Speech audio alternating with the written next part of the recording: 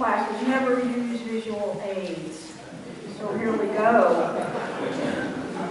Too bad. Because I love this picture of the 10 lepers. The Gospels are, well, they're full of stories, but they are also full of moments.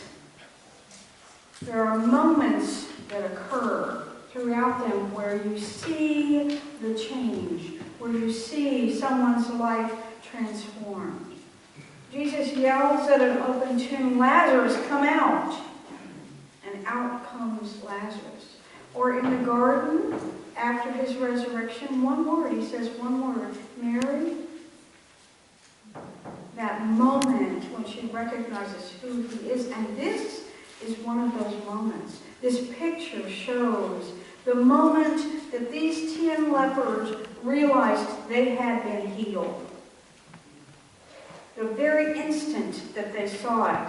It's a beautiful way to encounter Scripture and to be enriched by it, is to discover a moment and stay there with it for a little while. It's one of the many ways to experience Scripture as a living Word. So let's do that. Let's look at this picture and think about what it shows us and what is embedded in this gospel story. Here are all these lepers, and they're running off the frame. We don't know to what. Their energy is all, boom, go. Maybe to the temple, to show themselves to the priest, as Jesus has told them to do. Because in that day, if you were cured of an illness, you went to the priest and he certified you as clean so that you could go back into society.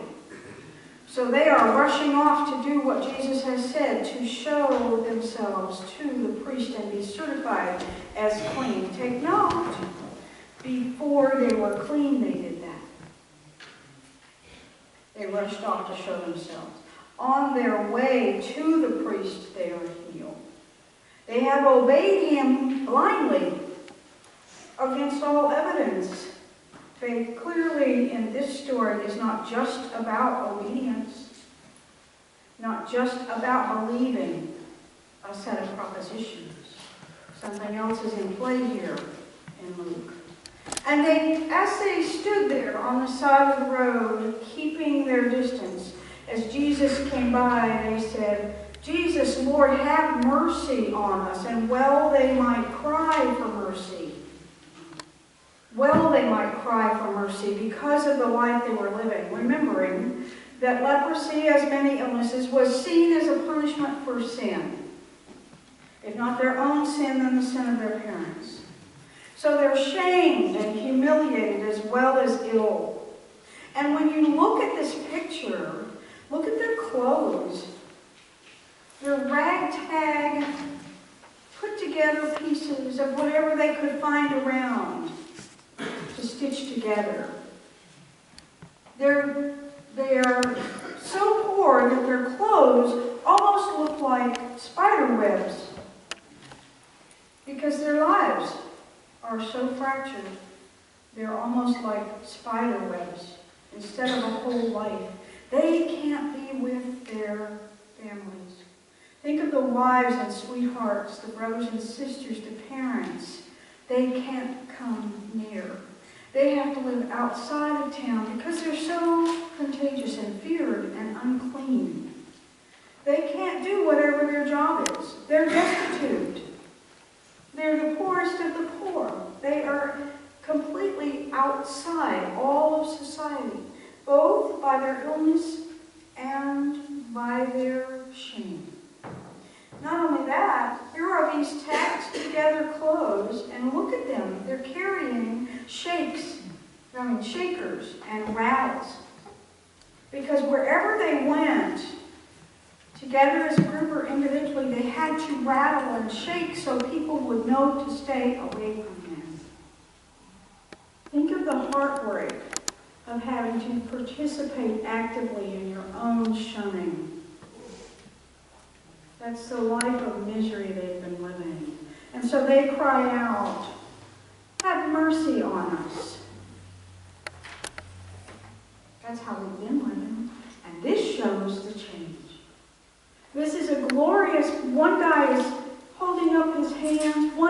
clapping them. Another one is showing his hands to his comrade. Look, my hands are clean. Some of them would have lost digits through their illness.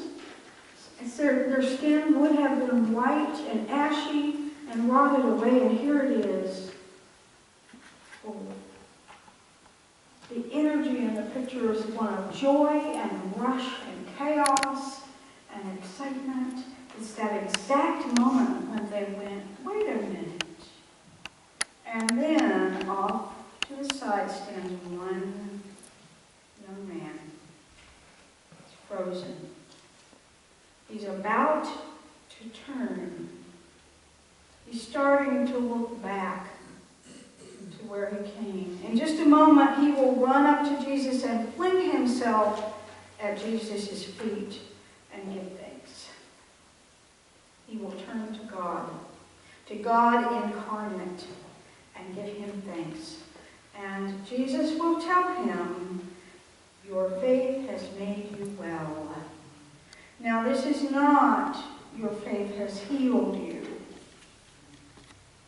Jesus says that in some places, but that's not what he says here. Your faith has made you well, as in whole, as in complete. Shalom, all included in your life now, because he has turned back to the living God to give thanks. Heretic though he is, poor though he is, outsider though he is, foreigner though he is, Jesus says to him, get up, go on your way. Your faith has made you whole. You know, this is our moment too. This shows our life in Christ. This shows the richness of living with an incarnate God. This picture shows us in that moment when we turn to Christ and our lives are remade. Not many of us have such a dramatic event as this healing. Some of us do. But all of us experience the provision and love, all-encompassing, all-encircling love of Christ every day. Did we not just take a breath? That breath was given by God. Did the sun not come up this morning? Yes. That sunrise was given by God, and it's given every day newly to us. We live aware of a richness and abundance and provision by God all around us all the time. Because we are followers of Christ, we see it and we know it. In a minute or two, we will draw breath and we will proclaim our thanks to God, and we will make a Eucharist together. Eucharist is thanks. And in Luke, when the young leper goes to Jesus and thanks him, it's Eucharisto. We live a Eucharistic life, a life of gratitude and thanks. So we live and affirm the same life that this leper has taken up. Not because he obeys more, not because he does more, not because he believes more, but because he lives in a thankful and praising relationship with the living God. 10 lepers. 9 went on their way, back to their lives, back to those wives and sweethearts, or children, or siblings and parents, back to their livelihoods, whole in their bodies. And 1 entered into a relationship with the living God, the incarnate God, and so he is made whole in his life, in his self. Our Christian witness is to live with that joy and thankfulness in the rich moment we're given. It doesn't matter our circumstances. Praising and giving thanks to God is our mission, more than anything else. More than fine churches, more than beautiful liturgies, more than being right about certain arguments, our joy is what draws people to God. Let them see that as we go on our way and know that our faith has made us